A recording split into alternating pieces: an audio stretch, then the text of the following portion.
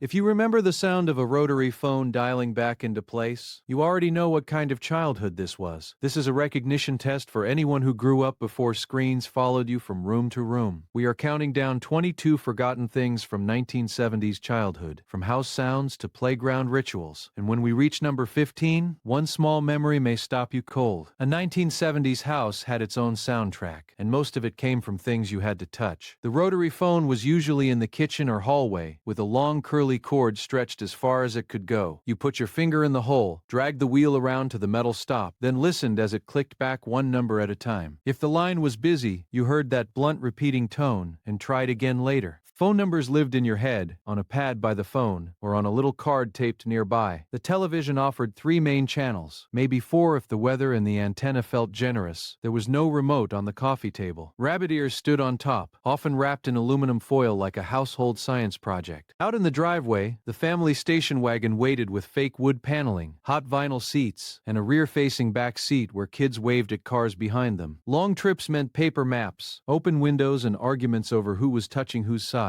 These were the sounds inside the house, but most 70s kids did not stay inside for long. The real world began when the screen door slammed behind Hugh. Outside did not come with bottled water, helmets, or a schedule. If you got thirsty, you ran to the side of the house, twisted the garden hose, and waited just long enough for the first hot mouthful to blast out. The water tasted like metal, rubber, and summer, and nobody stopped to ask if it was safe. The sidewalk was a racetrack for big wheels, those low plastic machines with giant front wheels and hard tires that growled over every crack in the concrete. Kids leaned back, pedaled hard, and yanked the handbrake to spin sideways. A scraped knee was not a crisis. It was proof that the turn had been worth it. At the playground, the metal slide waited in the sun like a dare. You climbed the ladder anyway, gripping bars that were almost too hot to hold. Then you sat down, felt the heat through your shorts, and launched yourself before you could change your mind. The landing was usually dirt, worn smooth by hundreds of other kids who had made the same decision. The day ended by signal, not by appointment. Porch lights clicked on, mothers called names from front doors, bikes turned toward home without discussion because every kid understood the rule. When the street lights came on, the outside world closed for the night. Then came the classroom smell that could stop the whole morning. The teacher rolled in a cart or came back from the office holding a warm stack of worksheets, and every head knew what was coming. Mimeograph paper had that pale purple ink, slightly fuzzy letters, and pages that felt damp for a few seconds after they landed on your desk. Before anyone read the first question, half the class lifted the sheet to their face. You can probably still smell it right now. That sharp, sweet chemical scent mixed with pencil shavings, chalk dust, paste, and the wooden desk with somebody's initials carved into the corner. Those papers belonged to a whole routine. The metal pencil box clicked open. The fat pink eraser waited beside a yellow number 2 pencil. The teacher wrote instructions on the board, tapped chalk from her fingers, and told everyone not to start until she said so. It was just a worksheet, but it carried the entire room with it. The purple ink, the cool paper, the quiet shuffle of pages being passed down each row. For a second, you are not remembering school. You are sitting there again. Saturday morning had to be planned, because cartoons did not wait for anyone. If you slept too late, you missed them. There was no pause button, no episode list, no way to pull it up later. You got out of bed while the house was still quiet, dragged a blanket to the television, and poured a bowl of cereal big enough to last through the first show. The schedule mattered. Kids knew which channel had the superheroes, which one had the talking animals, and exactly when to turn the dial before the next program started. The room glowed blue in the early light, and the sound had to stay low enough not to wake up the whole house. Then came the toy commercials, and they were almost as important as the cartoons. Action figures crashed through cardboard forts, dolls blinked, talked, or needed a whole nursery of accessories. Board games promised shouting, laughing, and victory if you could just convince somebody to play. Those jingles stayed in your head all day. Before the stores even opened, you already wanted everything. The Sears Wish Book carried that feeling into the rest of the year. Kids circled toys with pens, folded page corners, and studied the same pages until the paper softened. It was not just a catalog. It was a dream machine with prices, pictures, and impossible choices. That waiting was part of the fun. Entertainment arrived on a schedule. Toys came through catalogs and store shelves, and wanting something could last for weeks. Food and drink came with their own little rituals, and some of them would make parents nervous today. Soda cans had pull tabs that came completely off. You hooked a finger under the metal ring, yanked it back, and held a sharp little piece of aluminum in your hand. Plenty of kids dropped the tab into the can, then kept drinking like that was perfectly normal. Nobody thought much about cut fingers, littered sidewalks, or swallowing something by mistake. It was just how soda worked. Then there was the ice cream truck bell. 1 second, kids were playing tag, riding bikes, or drawing bases in the dirt. The next second, everybody froze. That faraway jingle meant you had maybe 30 seconds to get money. Doors slammed, screen doors snapped, and kids begged for coins from whoever was closest. Some ran down the street barefoot, hoping the truck would stop before turning the corner. The candy was just as strange. Candy cigarettes came in little packs, and kids pretended to puff them like grown-ups. Wax bottles were filled with colored syrup. You bit the top off, drank the liquid, then chewed the wax until it had no flavor left. It was messy, cheap, and somehow exciting. Lunch at school had its own metal soundtrack. Lunchboxes clanged against desks and lockers, covered with superheroes, cartoon dogs, astronauts, or pop stars. The matching thermos rattled inside, usually with a cup that screwed onto the top. By noon, the whole box smelled like bologna sandwiches, bananas, and warm milk. The corners dented, the paint chipped, and every kid knew exactly which one was theirs. Outside the lunchroom and the living room, the real playground was the neighborhood itself. Kids rode bikes everywhere, usually without helmets, pads, or a plan. Banana seats, high handlebars, plastic streamers, and cards clipped to the spokes turned ordinary bicycles into personal transportation. You could leave after breakfast, ride to a friend's house, circle the school, cut through alleys, and show up again hours later. Parents did not track every turn. They expected you to know when to come home. The street was not just for cars. It was where kids played stickball, kick the can, four square, and whatever game someone invented with a rubber ball and a chalk line. When a car came through, everybody shouted, grabbed the bases, moved to the curb, and waited. As soon as the car passed, the game picked up in the same spot. Every adult on the block seemed to know who you were. If you threw rocks, cut through a flower bed, talked back, or rode too fast past a driveway, somebody corrected you before your parents even heard about it. The neighborhood had eyes, voices, and rules, and being anonymous was almost impossible. By dinner, kids came home with grass stains, dusty knees, sunburned arms, and hands that smelled like metal handlebars and dirt. Nobody treated that like a problem. You were told to wash up, change your shirt, and get to the table. That was how the day ended. Some of the strongest memories were not big events. They were the small routines that disappeared without much notice.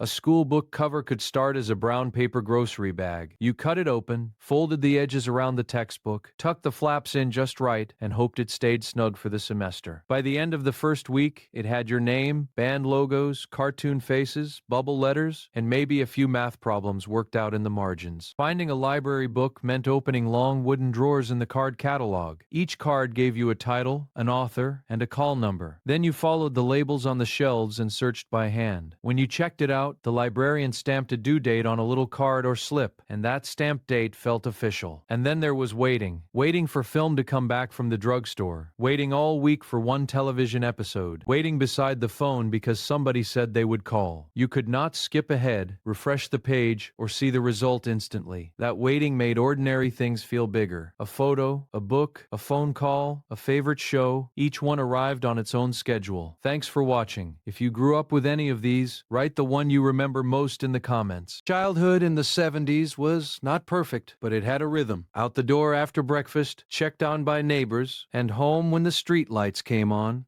Thanks for watching. Which forgotten thing hit you hardest? And what would you add? If this brought someone to mind, share it with them and subscribe for more memories.